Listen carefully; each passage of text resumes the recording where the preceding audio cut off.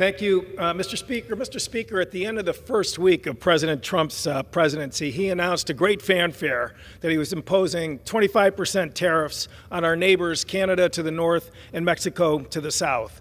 The Wall Street Journal, hardly a Democratic newspaper, described this effort as the dumbest trade war ever.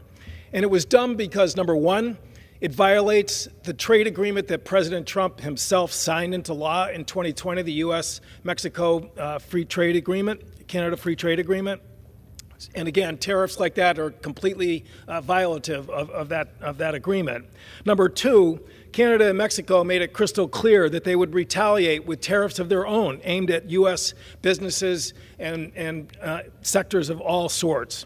But it was mostly dumb because it's going to raise prices for Americans, which I think most of us in this chamber who were on the ballot last November can still remember that was the number one issue that Americans have. It's going to raise prices not because I'm just saying it.